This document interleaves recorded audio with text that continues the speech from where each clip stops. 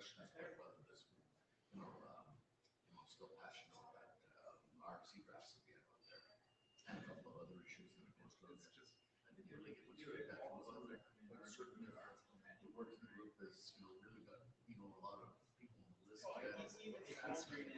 And then I got confused because I read something that we're trying to convert extra to maybe.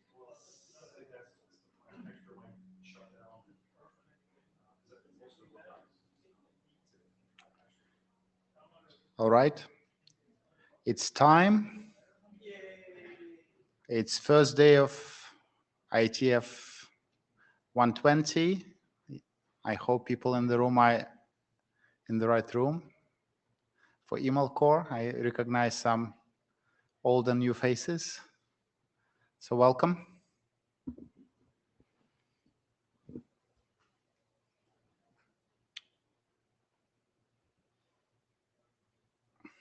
So this is just a reminder that we have Notewell and various RFCs related to standard. I hope you all seen them. If not, please make sure you're aware of them. But the main point is stay professional and just be nice to each other.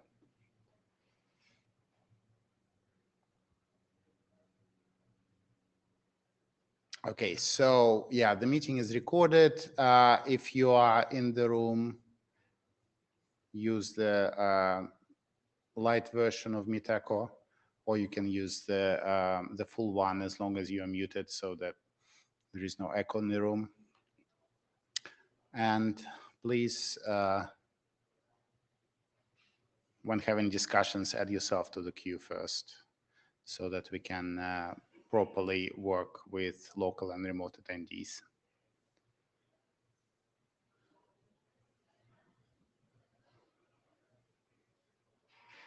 So this is our agenda. To the best of my knowledge, we're done with SMTP spec. And there was much rejoicing. Yes. I think we're just waiting for our esteemed area director to review the document and tell us how wrong we are, or hopefully not. So this time we're spending all of the time, other than me talking at the beginning, talking about the applicability statement document,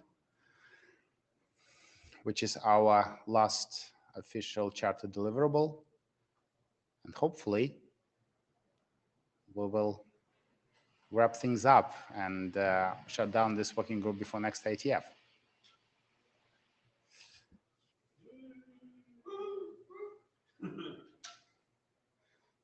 Yes. Okay. With that,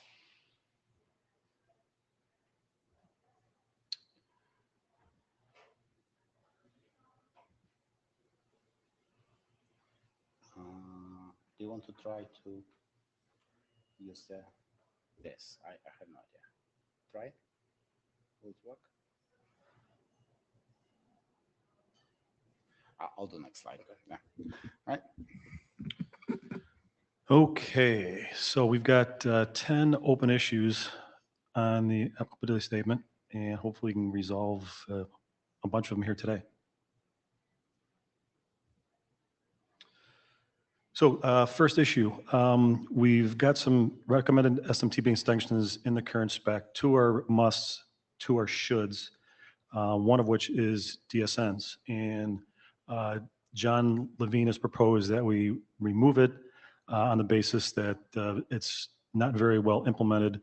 And Lyndon Nierenberg also added that requiring for embedded devices is pretty nonsensical. Any thoughts on how to proceed with that? Any objections to removing it, I guess, would be the first question. John, if you want to add that, that'd be great.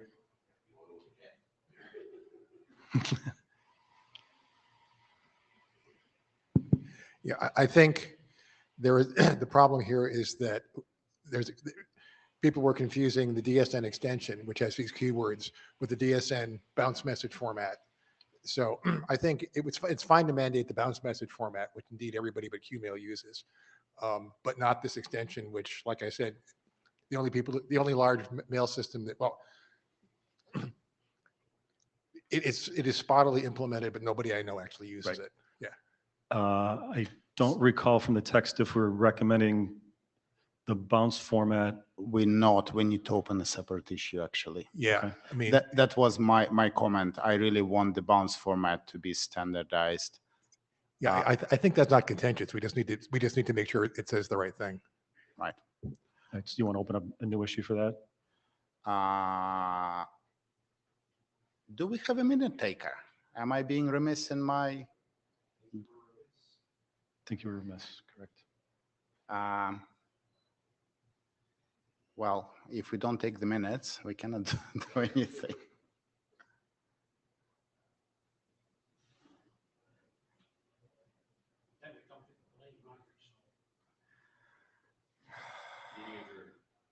Okay, so Todd says he will take notes. So yeah, Great. Todd, can you Thank you, Todd. please just minute that we need to open a new issue for the bounce format? And I think it will be non-controversial. We'll probably agree to this.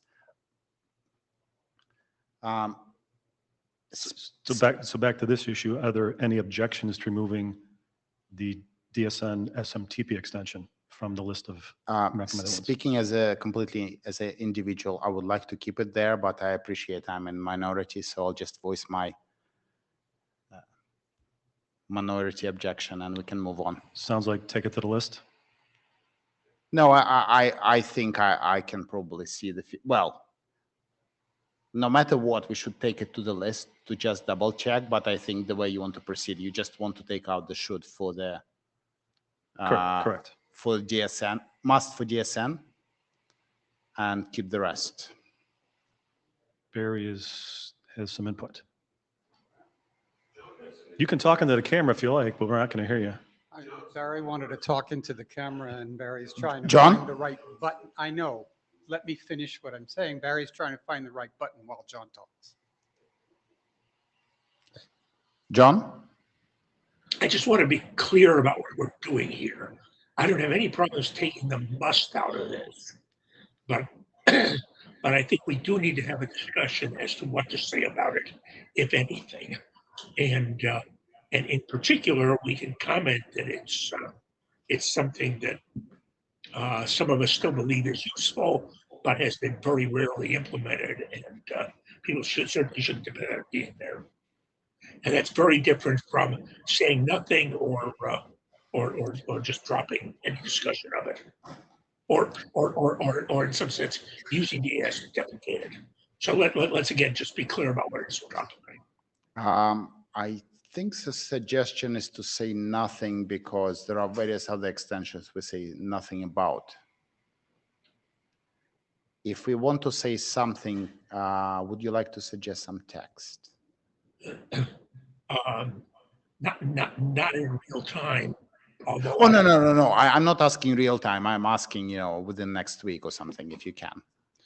Yeah, I just outlined what I think ought to be said, which is that this is a good idea, which has never gotten any traction.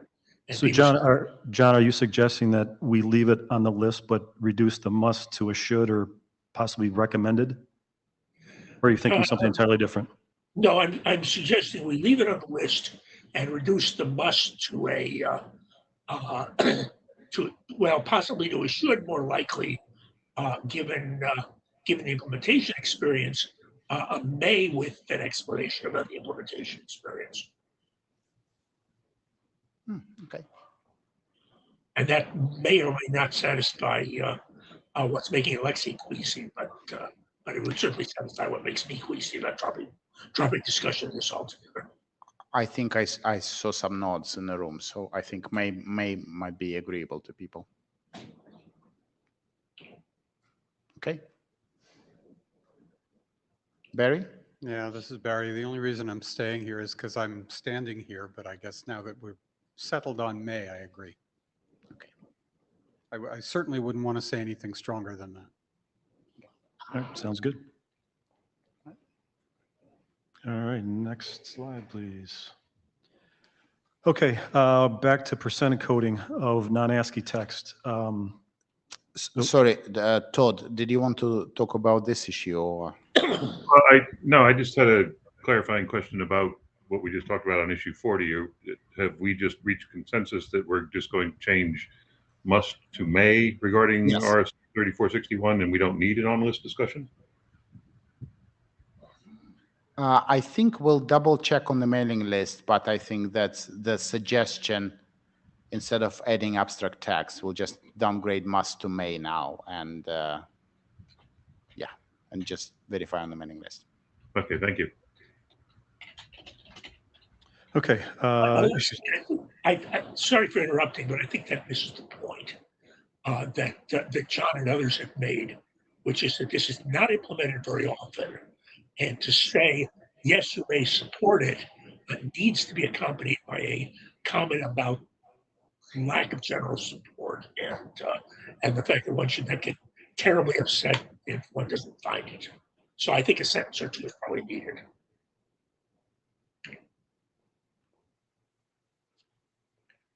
Okay, I'll try to craft some text and see if it flies. Okay, issue 78, percent encoding. John Levine has proposed the text shown on the slide there. I'm not going to read it. You're all capable of doing so. Hopefully this is satisfactory and we can leave it in and close this particular issue. If there's any comments on that, now's the time.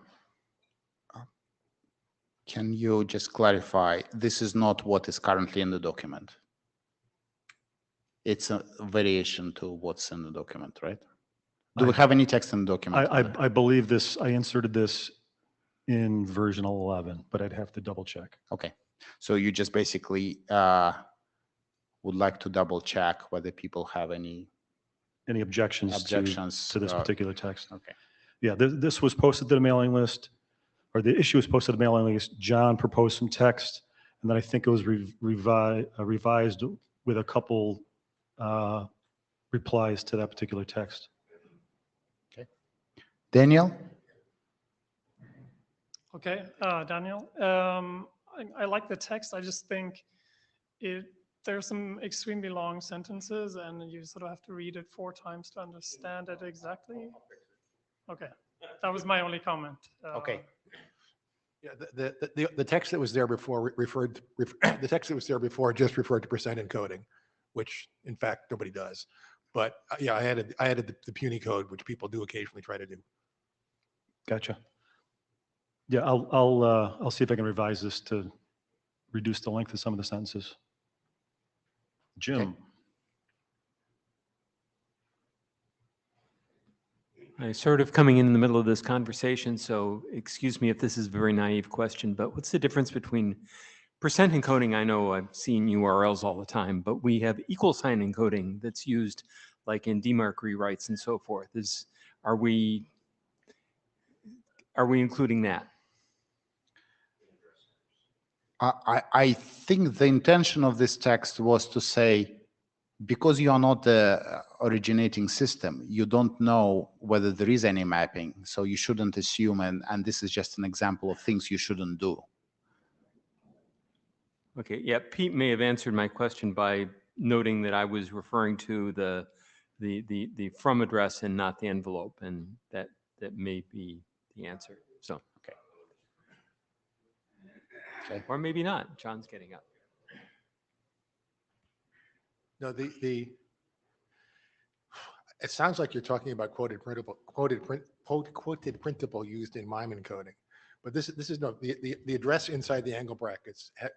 It's the same rules as for the envelope address, which basically is don't mess with it. With the one specific exception being that you can turn a U label into an A label in the domain to get it delivered, because that's how you need to look it up. But in particular, you can't mess with the mailbox at all.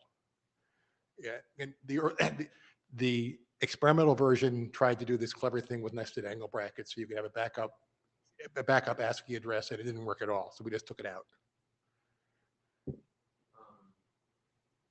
Yeah, that wasn't what I was referring to. Is you know, the equal sign 40 that's Yeah, used in that's- place of the @ sign for American rights. That was Hendrick's bad idea. That's not a normal thing. Well, I guess the question then is whether we're trying to address that with this statement here. No. Okay. Okay, John Clancy? Yeah, in my capacity as the author of 6530, let me take a different cut at this just to clarify what's going on.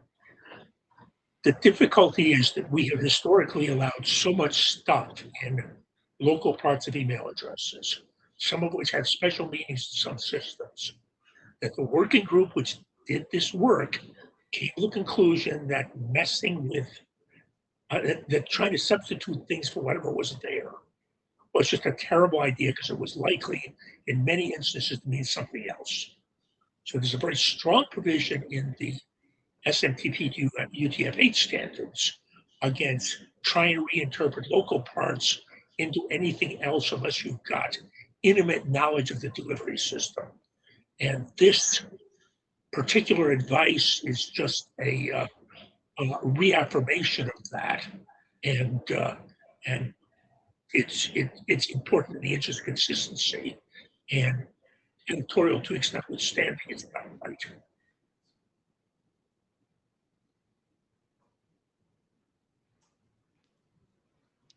So we have a comment from Kevin Cox saying that it's an odd thing to list things not to do, where we should just have a shorter version of just saying don't do it. I'm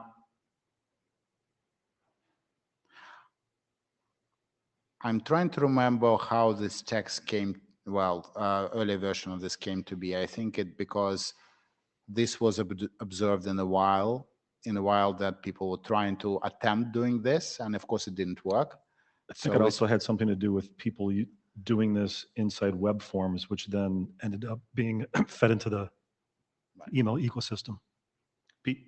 Yeah, this is Pete Resnick. I said in the chat room, just so long as the text is clear that percent encoding or any other kind of encoding is an example of don't dork with the left-hand side.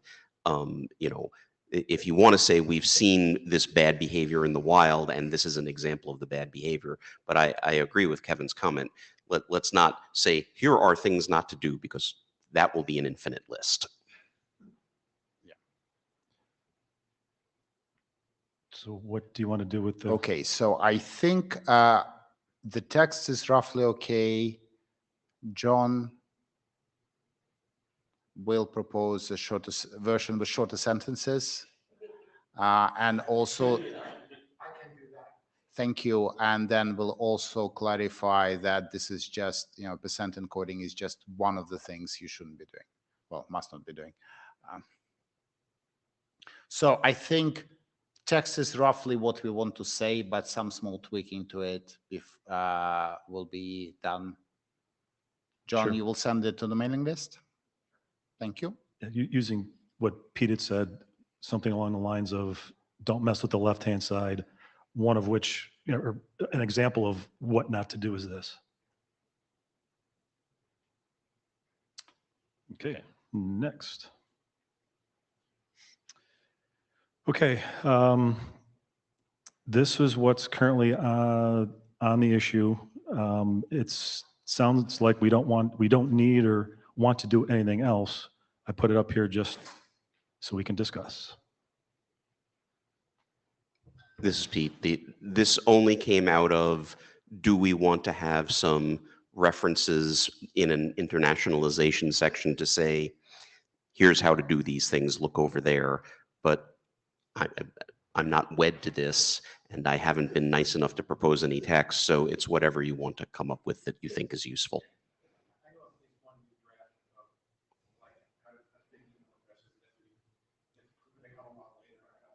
Okay, so John Levine said he knows of one draft that it has information on how to do internationalized email addresses. And, But it's not ready yet, But it's so not we don't ready yet, want so. to depend on it. Yeah. So entirely up to the group, and I didn't even know that someone had made an issue for me of this. It's not that exciting. Whatever you like.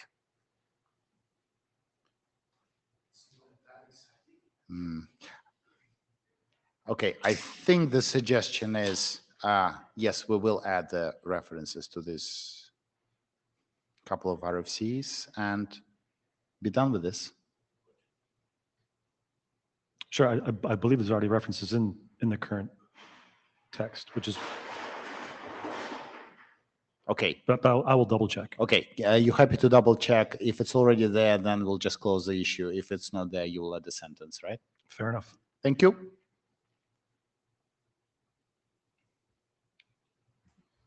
Okay. Next. Okay, received headers. There's a couple issues related to that. I had asked on the list if the text which is shown here was sufficient or satisfactory. Dave Crocker suggested some edits, which are on the next slide. You can see how it changes. I personally thought what David proposed was an improvement. Just looking for confirmation here.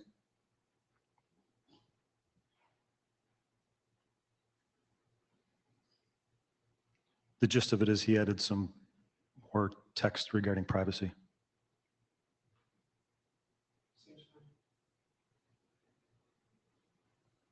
DKG and Pete and Barry all give thumbs up. All right, easy enough. Thank you. Okay, so with this one, basically implemented. And John? Yeah, I have not had time to study this. I'm a little worried about it in the context of Doug's concerns, and we should probably look at this fairly carefully, because getting off into what things do or do not warrant in terms of trust, there's certainly nothing wrong with these statements, but thoughtful disclosure and other things and use care are fine, but let's not implicitly deprecate trace fields by indicating what might happen with them or what should not be done with them, unless we're willing to really engage on that issue. That's not a position. It's a placeholder for needing to study this further.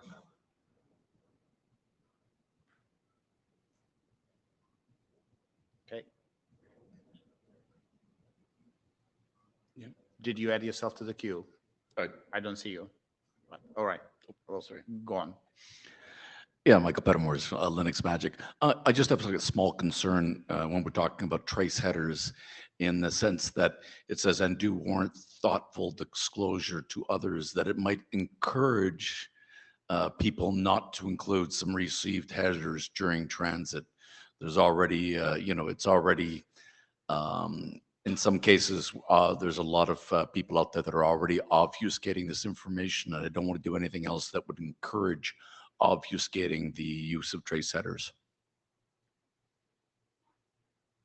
Do you have some language you might like to see in place of what's currently here? I'm just simply concerned about that, and do warrant thoughtful disclosure to others, that might be worded better. Okay. DKG? Hi, Daniel Kahn Gilmore, ACLU. I was actually going to have the opposite complaint, which is it says warrant thoughtful disclosure to others. And maybe if you read it one way, you could read it as saying you should disclose these to others.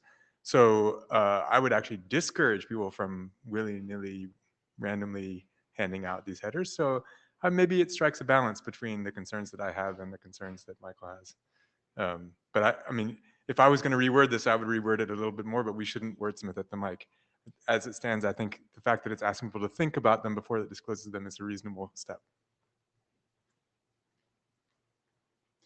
And this Okay. is Barry Leba. Yeah, I agree with Daniel. And actually, so Kevin Cox posted in the chat a good edit for that, and I think that works. Beautiful. I have to disagree with Michael that I would like to see people obfuscate or eliminate received headers in more situations than they do, because it exposes information that isn't necessary to pass on and is not useful to an end recipient who needs to try to trace things.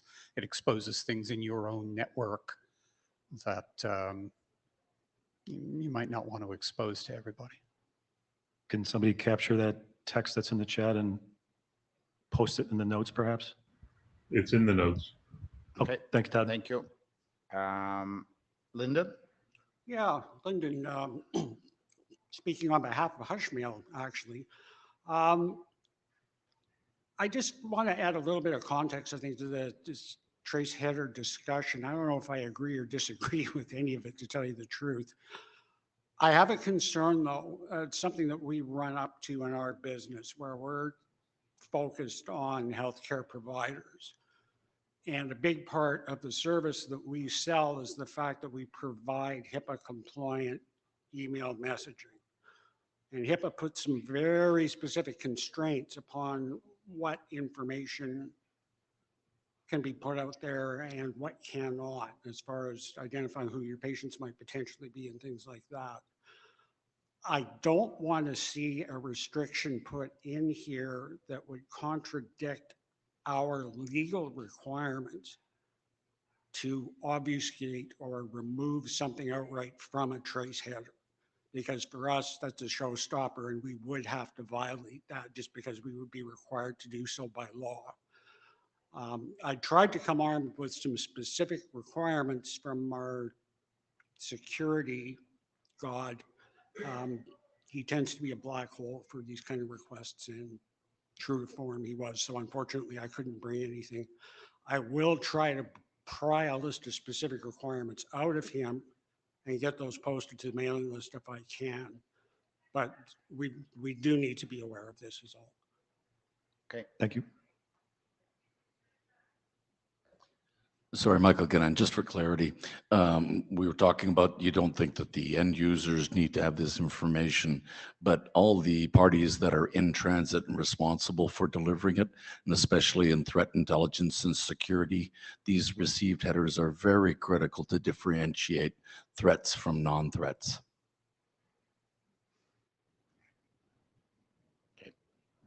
John? I'm going to say something which gives me anxiety attacks. We have to remember that one of the things that the applicability statement cannot do is change requirements of the basic specifications. There are must requirements in 5321, this and its predecessors about these headers. And if we're starting to talk about eliminating the headers or discouraging people from generating the headers, then we need to pull 5321 back, 5321 BIS back, and start over there. And I really hope we don't have to go there.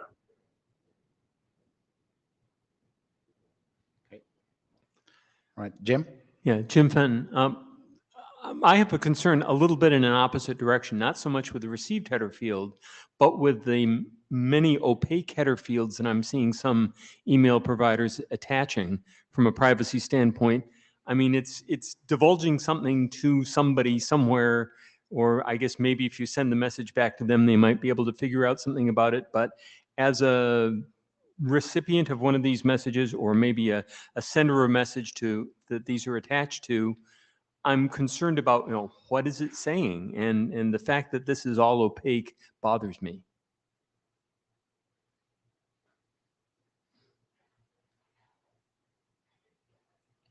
Sounds like this might need some more churn on the list. Is that what you're thinking? Yeah, I think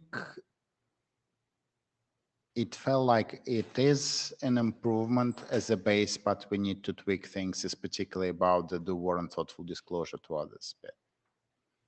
And then if people want to, like Lyndon, send specific things that you think might be a concern one way or the other, please do. Okay. And keep in mind that four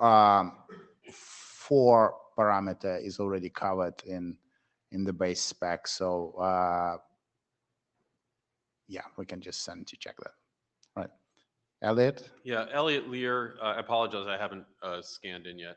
I would just say if we're taking it to the list, then people have to really have words to fix it, right? Because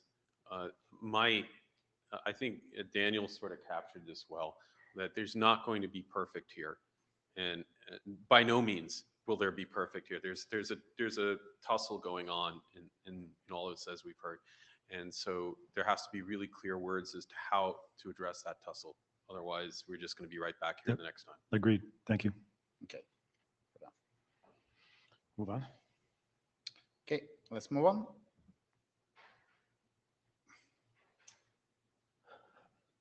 Okay. Yeah, another issue regarding trace header fields. Here's some text that Alexi proposed and And discuss. Pete wanted to say something about this one.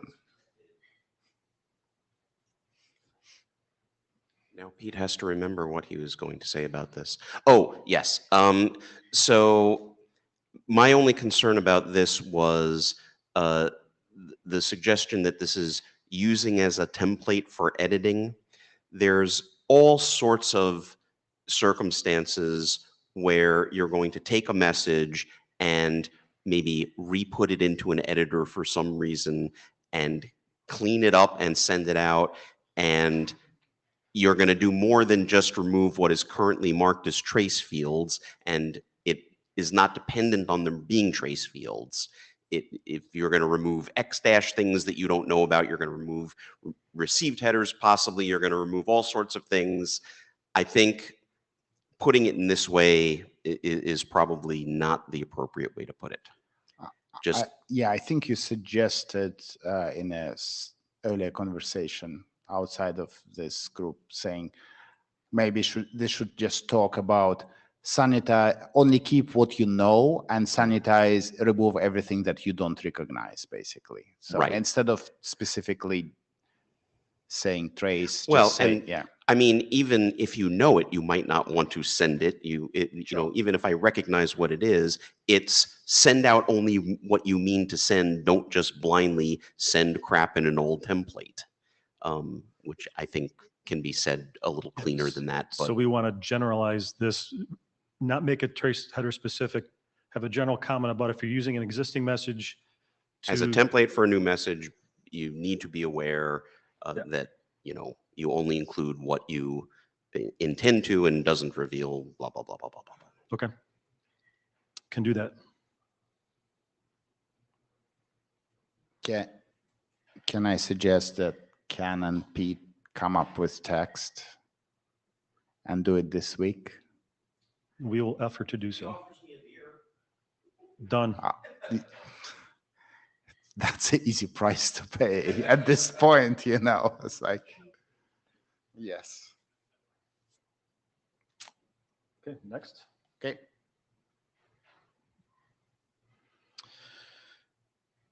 Yeah, so Pete, I think you opened this issue and I think you have something to add to it, if I recall correctly.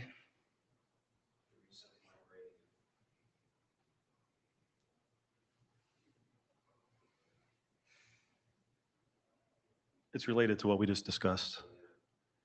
Maybe these two things, just issues become one, and whatever text we propose will handle both. Yeah, and I think more to the point, we have really not had a discussion in this context about the full definition of what it means to be a trace field and what all the semantic implications of that are, and we should probably step away from it in this document. You know, there were arguments on the list about, well, authentication results has to be a trace field because it has to be removed in these circumstances, not these other circumstances. I think we're going to fly into the weeds if we try and do too much work on this without having a serious discussion. I think we can put this off for a future issue and not discuss in this document trying to nail down the semantics of all this stuff. Right. So to rephrase, you suggest we do nothing, and in the future there might be a separate document, but. Yes, please. Okay. Sounds good to me. Big fan of doing nothing.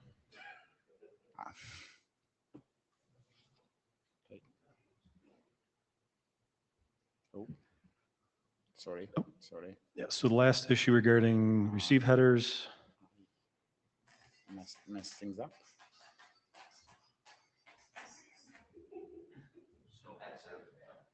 Someone right there. Right. Yeah, so about 2 weeks ago, I think, Doug Foster posted on the mailing list that there is kind of a de facto format for received headers, and he would like us to try to document that. I asked for text in the issue from Doug, haven't heard anything. Just curious if others feel that this is a worthwhile effort. Yes. He was talking about being able to subparse what's actually in the receive header. He said there's kind of a standardized format or keywords that machines can pick out and glean information from. Sorry. Yeah, like IP addresses and, you know.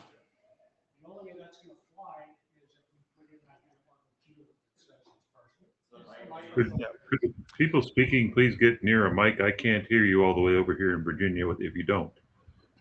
I just, sorry, Michael again. I think that when we get into this, I mean, of course, we take a look at received headers on a constant basis, looking, analyzing at all the different formats, you know, from all the different servers and email clients, et cetera.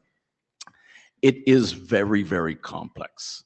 And I don't quite get what the point they're trying to make. Are they trying to make sure that all received headers are using the same format? Because I think that you are probably, you know, that boat has sailed. Yeah, There's just way too many different cases. I can sit there and generate a couple thousand different formats, and we already have. Yeah, So I can't speak for Doug. If you go to the mailing list and see what the gist of it, that at least what I took away from it was there's enough commonality amongst certain providers that he can reliably parse certain pieces of it and wanted to have that documented.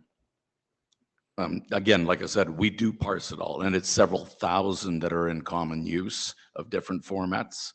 So I think maybe we need to go through a smaller or narrower mandate before looking at trying to do all received headers Yeah, having a standardized format. By no means am I advocating we do the work. I'm just asking if Just trying people to, feel to that it's relay worthwhile what- trying to do this. Yeah, John next.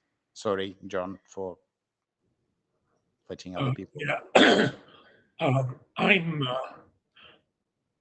I've had some off-list conversations with Doug, so I may be a little bit better informed about what he's looking for, but I also may be more confused. We've got syntax for these things in 5321 bis. We got a little syntax in 5322. Those rules are frequently violated. I think Doug would like us to rationalize all of it. I would like a pony right before we start doing that, or after. and I don't know how to think about pursuing this. Doug has told me that he's ready to propose a text. I told him he should either send it to us, or I'd be happy to look at it. I haven't seen either. But when he talks about de facto standards, I think he's talking about much more rational, much more standardization and rational behavior that we actually have. And as I pointed out in my note at the end of last week, the syntax permits some truly horrible things. The decision we made long ago to encourage at a should level the use of an IP address in parentheses as if it were a comment, thereby sort of standardizing the internal formats of content comments, really stinks, but all the other alternatives were worse. And I just don't see a way to rationalize this without a lot of new work and then changes in a lot of existing implementations. So I'm pretty pessimistic about this, even if I thought it were a good idea. And I don't have an opinion about whether or not it's a good idea without really understanding what Doug is looking for, which I do not. Okay, thank you. Murray? I don't know what a standardized comment is. So Well, exactly. right. So, so that was part of it. And the other part is I hear what Doug is saying, that there are these, okay, standardized comments. If we were to create, we did create the structure in a registry even for, you know, preposition followed by a value, preposition followed by a value, and those are all well understood. We could register more of those, but that, and try to draw this work out of the comments and into the known structure. Why do we believe the people who are stuffing them in comments now will change? So I'm skeptical that there's that this is worth the work, but I'm willing to be swayed. If I can interject, Murray, it's even worse than that, because we've got a standard about those comments and what's in them that it uses normative language. So if we were going to try to change this, we're in deep trouble relative to both existing implementations and our own rules. Yeah, this is Pete. My read of some of his messages on the list seems to indicate that comments or quoted strings or otherwise, he wants to start delving into the syntax internal to the tokens. And I think that's going to, again, for this version of this document, get us into trouble without a whole lot of discussion. I think this should be deferred. If we want to talk about, as Murray indicated, extending the syntax to put certain things in better, well-known places, peachy, I don't think it's going to fly, but I think that's a possibility. If we want to talk about documenting weird and wonderful ways that people have used the syntax over the years, fine, but I don't think anybody's going to be able to really nail down all of the syntax and semantics of that. I say let's drop it for this document and, you know, leave it for a future piece of work. Yep. Yes to all of that.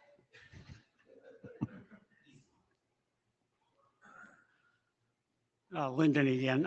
First, I'll repeat what I said off mic. I apologize for that.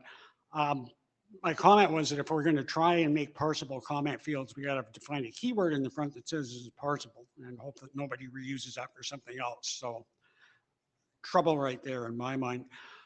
I think my concern with this is it seems he's trying to document implementation behavior. And to me, that's something that can change at a moment's notice, because you're trying to define the internals of a piece of software and how a specific provider is actually using it. And when they decide next month, you know, we're going to use this differently, it's going to change. The whole thing goes out the window.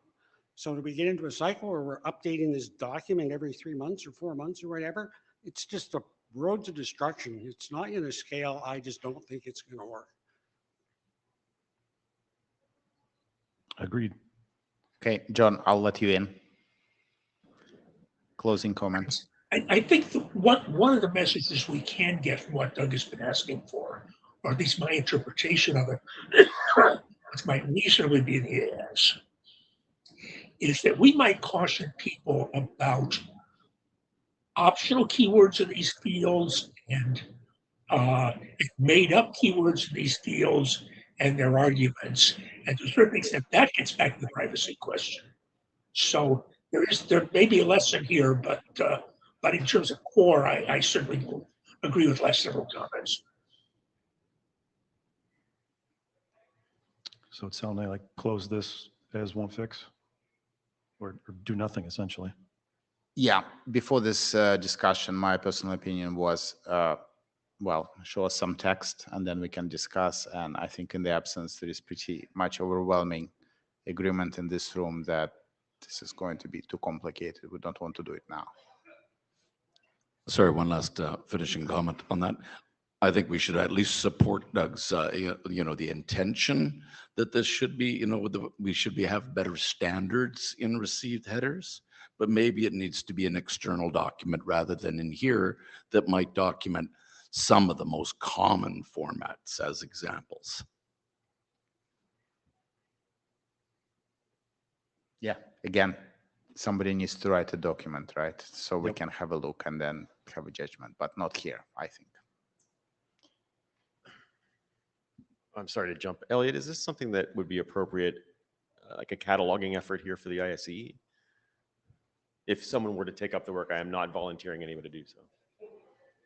All right, so the independent submission process is that you submit it, I consider it, I send it out for reviews, and I don't generally judge things, I don't prejudge things. But, and this is a big but, what weighs on me in this case is the comment that was made earlier that implementations can change at a moment's notice. And so an RFC should be somewhat timeless. It doesn't have to be timeless to eternity, but there has to be a really good reason to publish something that is likely to lack that timelessness. So why are you documenting it at this very point? And that would be what I would focus the question on if it came to me. I think if anything, if you're going to do anything here, my recommendation is along these lines. I think it really is right to think about this in terms of a new effort, to think about this in terms of, are we doing tracing in the right way? It's a reasonable question to ask periodically. It's a lot of work to change if you're going to actually change it. But if you think there's value in starting that effort, start that effort here. I don't think it's appropriate for the ICE.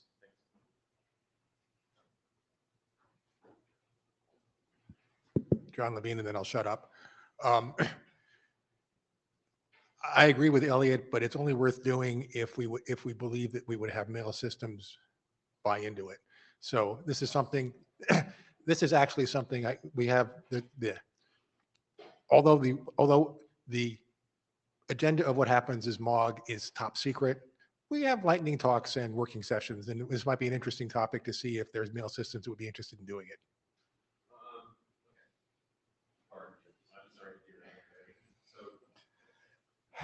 Right. Define more broadly, define your implementer base and see if the implementers are interested in participating. And in this case, right, it's, your mail delivery services, at different layers, right? Not just the the mail sends and all those people, but, much broader, base. Yeah, write a draft and makes it Ken's problem in mail maintenance working group. Thanks. I thought I just mentioned it. All right, let's move on.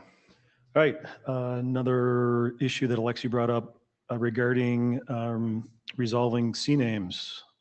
Alexi, do you have anything you want to add to this? Yeah, basically, text is a bit vague. I think would be nice to clarify what would or wouldn't work.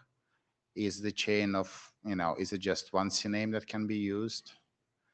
Is the chain of 3 too many? Do we know? I think John. Or should we just discourage, using CNAME If you want to go to the next slide, I think John had some pseudo proposed text that I highlighted at the bottom.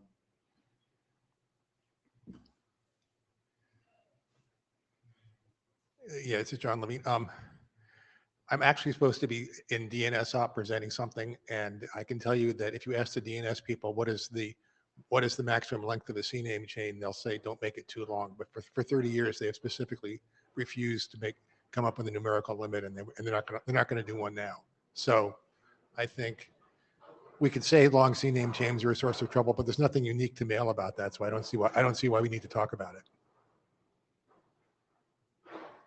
Did you catch that? I couldn't actually hear because of the Can car you behind repeat us. that, John? Whatever is yeah. going on in the hall back here is polluting what we can hear. I will try to speak slowly and clearly, although I am not very good at it. The DNS community has specifically refused to set numerical limits for the amount of work to resolve something. And there is nothing unique about long CNAME chains for MX. Long CNAME chains present the exact same problem for every DNS lookup. So I don't see why we have anything to say about it. Is there, I suppose, if they refuse to say, there is nothing we can point to saying to their refusal to say it.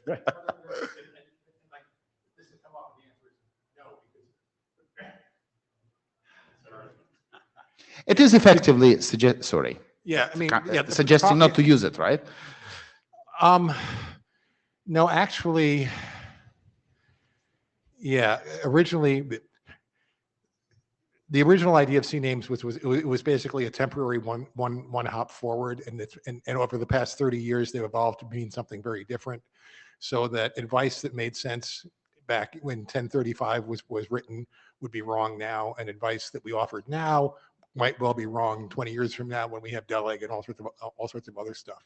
So I mean, yeah, the issue of long chains of DNS stuff that are hard to resolve is something that DNS op thinks about, and truly there is nothing unusual about it for mail. So I just don't see that we have anything useful to say about it.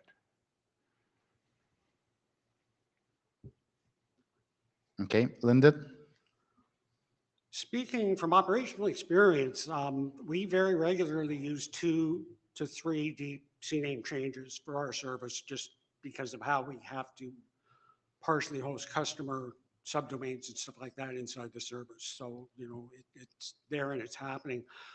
What I'd be curious about is, can we go survey the email software authors and find out, hey, where do you put your internal limits on this? Because obviously people have to be clamping it down somewhere. So they're punting back to the resolvers at that point.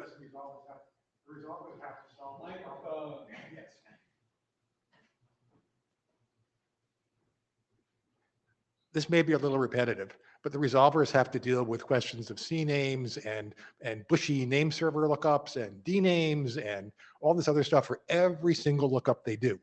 You know, so it would be really weird to try to put special rules for mail because there's nothing special about our DNS lookups. Like you look up the name and you get the answer, and there might be all this intermediate stuff in between, but that's the DNS's job. It's not the mail server's job.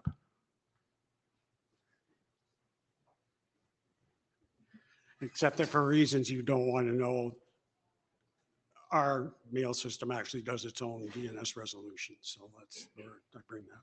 Anyway, I'm just curious.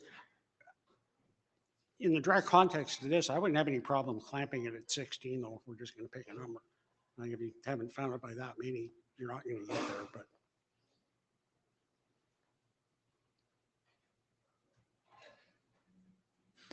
But I mean, speaking personally, developer part of me would like to, you know, to have a survey and find out what people are using. But I appreciate it's a big ask, and somebody has to do the work. So,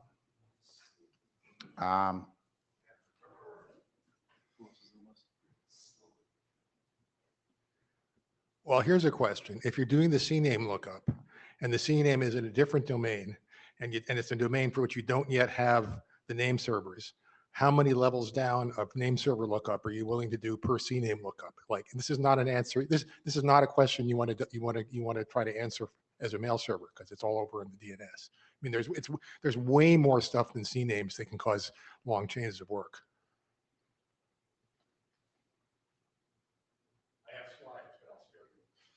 okay. John?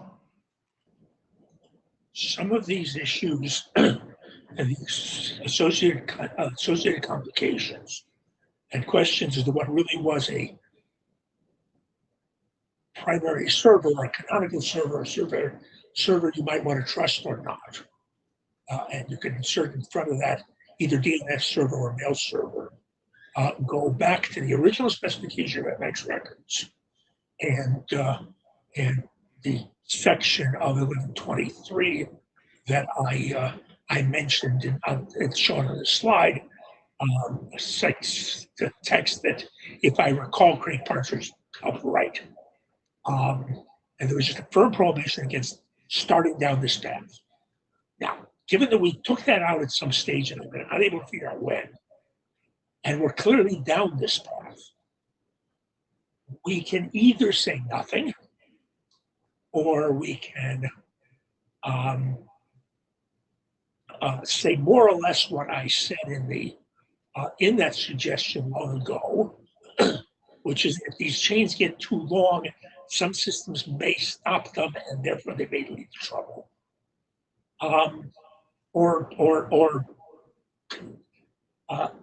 Paraphrasing some of the comments John Levine made, we we lead ourselves into trouble because you can't really make up rules about how the DNS works once we decide to get into the situation where CNAME records are permitted rather than being prohibited altogether. So if we know that there are implementations that will give up after a while, then a note in the AS which says, long chains bad, you should try to avoid them if you can, specifically avoiding defining long, would be reasonable. And otherwise, you should give up and forget about this.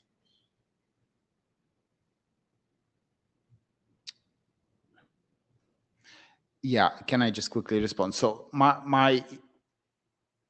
yeah, I think I tend to agree that we either say nothing or say something according to the text you suggested. But if we do that, my next question is, what is the chain which is too long? So at least having some explanation that this limit is in DNS land, it might be kind of obvious, but we don't describe limit at email system level. Yeah, I think maybe there's a distinction here which is useful. We should not be giving advice to mail system implementers about how long a chain they should tolerate. It is reasonable to give advice to mail system implementers that some systems impose a limit on how long they will tolerate, and as a consequence, setting these things up in ways which use long chains, which is an operational issue about how mail servers are set up, and it's defined in DNS, and not how those servers operate, is a reasonable thing to do. So it's a little bit of a subtle distinction there, but if the suggestion is that we start giving out advice as to where systems should draw the line, I think that's a nightmare, and a nightmare for reasons you already discussed. To tell people that some systems do draw the line, and if there are long chains, they should be aware of the possibility of getting errors that way, that's a different matter entirely. Okay, so we have two more people who wants to speak up, but can I suggest you suggest some text and we have a look? Okay. I sort of have already, but okay. Yes, but like instead of, I would like to see specific text, which is improvement on what is on the slide. Thank you. Could I make a suggestion? Maybe Wait. Oh, sorry, you have other people. Sorry. Kevin? Yeah, I'm mostly in agreement, and just like to be really clear, a specific SMT limit on DNS behavior is going to be a nightmare. It's never going to be implemented properly. Everyone who implements mail server will start by just calling DNS. So I think deferring to DNS is right. I think warning people is fine in the standard. Keep it short. You may have problems. But yeah, like if DNS won't say anything, I think it would be a nightmare if we said something. Okay. And I was going to say, maybe even a further suggestion. Simply actually discourage the use of CNAME total because there are complications which may result in a problem. And at least it would align it with not using CNAMEs in mail and receipt. Maybe that's worth asking whether we should discourage just the use of CNAME, period.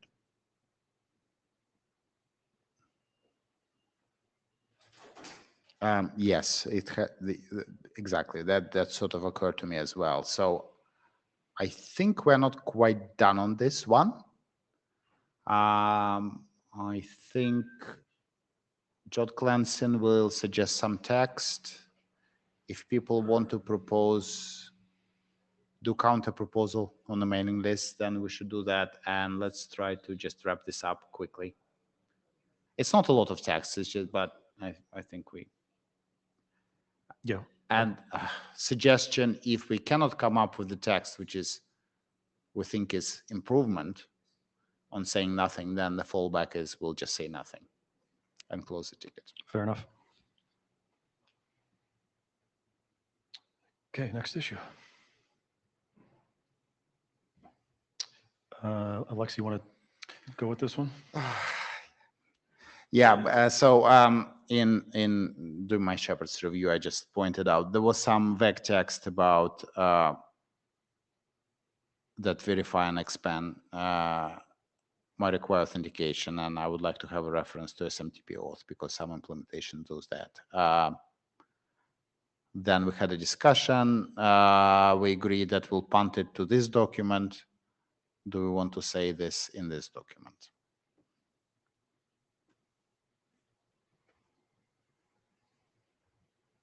I think John had some opinion on the next slide. I think John had an opinion on that. And John's in the queue. John? If I've already covered this in what's in your next slide, let's see the next slide.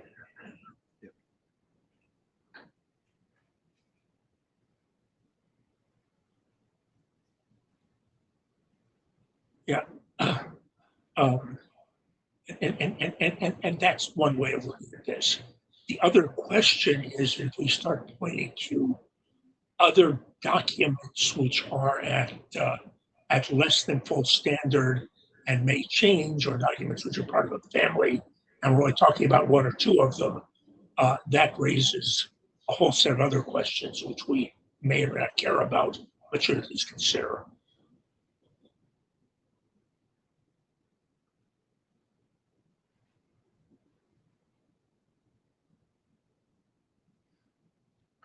Counterpoint to this, we already do this with some of the documents, like some SMTP extensions we recommend. But I appreciate this is just me kind of moaning about this text. Does anybody have an opinion about which way we should go? Should we do nothing? Would you like to propose some text so we can actually review? Well, thank you for suggesting this. I suppose, okay. Fine, how about I'll suggest text. If I can, then I shut up and then we'll move. Alexei, more general observation.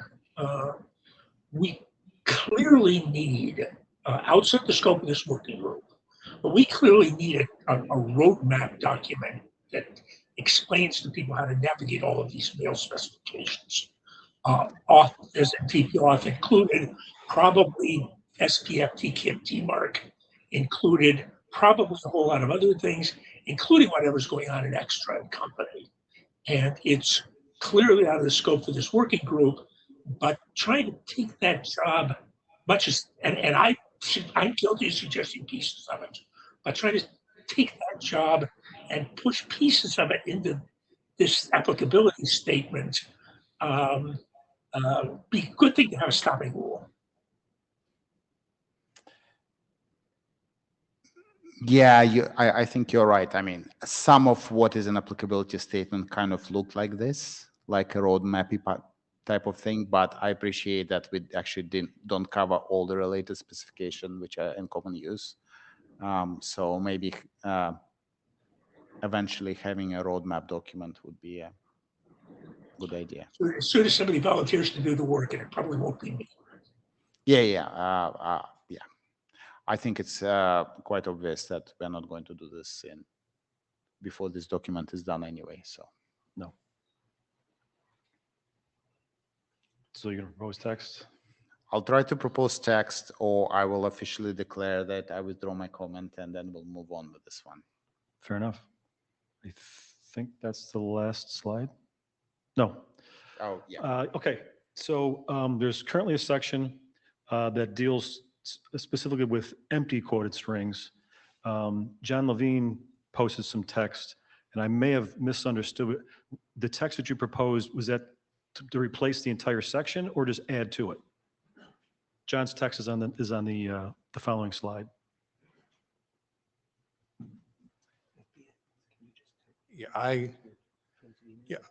My proposal was to replace it. What I said is that in reality, quoted strings in email addresses don't work very well, so you should avoid them. Do you want to go to the next slide just to show people what? Like even though they should, they don't. And Pete has a comment. Yeah, I think John's right that use of any quoted string in local parts is probably a bad idea for all sorts of reasons. But the original text was about the use of quoted strings in general, and that empty quoted strings cause particular problems. I think we'd probably want to say something more general. that using quoted strings in all sorts of, using empty quoted strings in all sorts of places, including receive fields, et cetera, is not a great idea.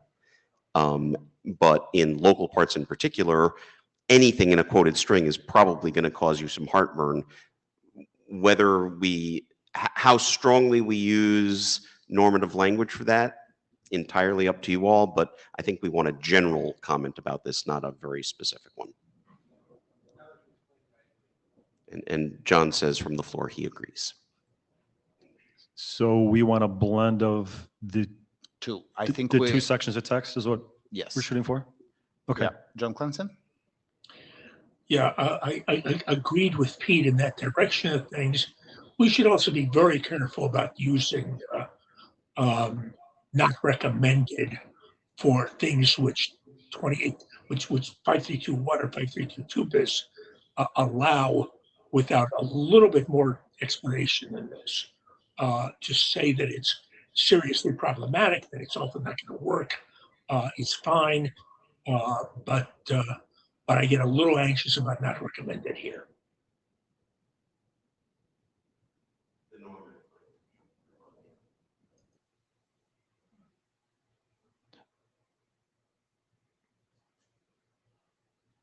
Well, suggest, okay. I mean, I guess the question to you, Ken, if you're going to tackle this text is, can you say it in a way that is not, that doesn't sound like a new and different protocol standard change, but is really, this is a bad idea and is going to get you into trouble, even though it is formally okay to do in the base documents. Fair enough. I mean, realistically, you are saying not recommended without using the. Yeah. You're trying to, work around the system now, aren't you? Okay. Yeah. Okay. So I think.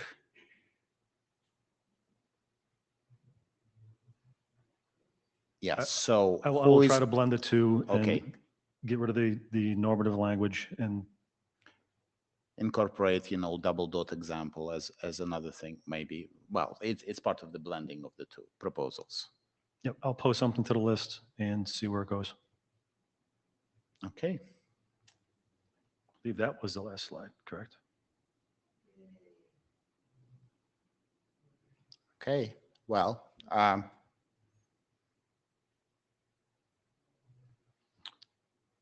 Jim?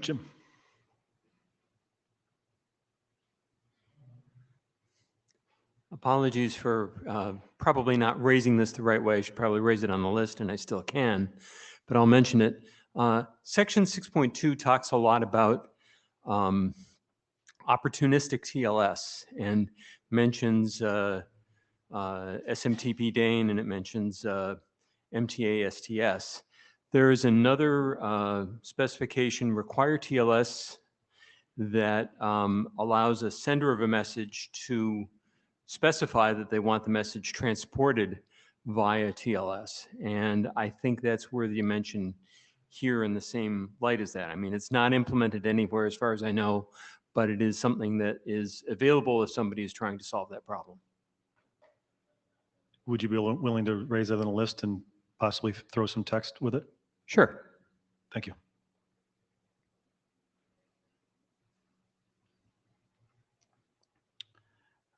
Okay, so I need to double check with Todd, but my feeling is we probably close half of the issues we discussed because either the text is good or agreed. There are a few minor remaining that needs tweaking. And I think I see the light at the end of the tunnel.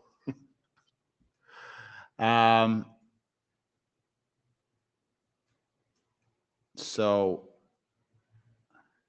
knowing that August is probably not a good time to have a working group last call just because of people holidays and stuff like that. Maybe we can have a working group last call in September and hopefully be done. Yeah, I'd love to get this done before Dublin. This is the gentle encouragement to people. Even though working group last call is not going to start till September, if you want to read the document and suggest raise issues, then now it's a good time for this. And if you do raise new issues, providing alternative text is always appreciated. Pete? Just a suggestion, post the text changes you're making. If you're going to post a document with all of these changes, great, but post a message saying, here are the changes that I made. Yeah. That might encourage people to actually comment on those as opposed to go looking for I them. will post them with the issue number. So one thread per topic. That would be lovely.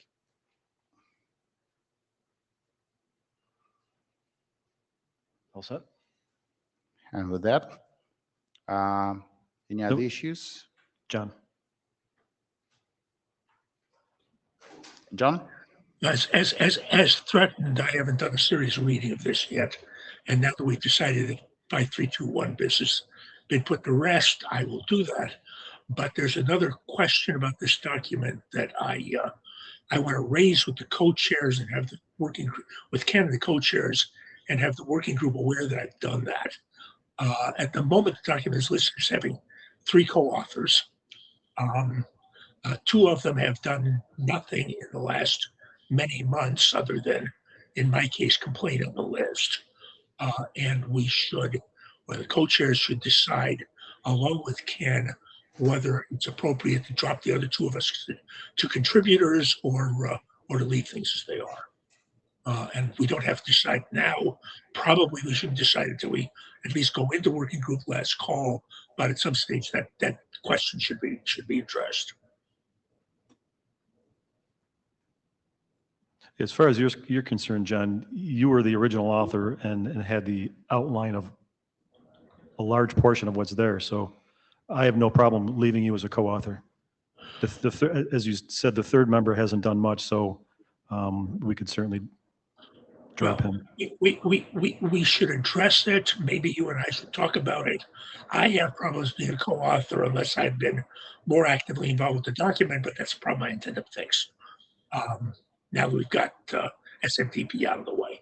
But again, it's something that whatever decisions we make, we should make a decision as than just letting things happen. Okay. Well, we'll take it offline. I don't think we need to decide here, but thank you, John. But that's fine. Any other business? I think Arndt, didn't you want to make a vaguely related announcement? Tonight, at least some of us are going to have dinner, Friends of Email dinner. Those who either haven't told me they're coming or that I have forgotten will please show up at like 1831 in the, what's it called? Well, Fable, yes. No, lobby, right. And Michael will lead us there. He knows where it is.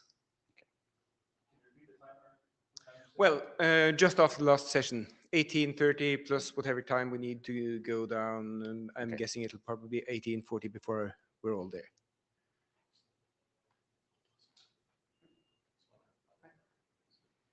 All right. Thank you all.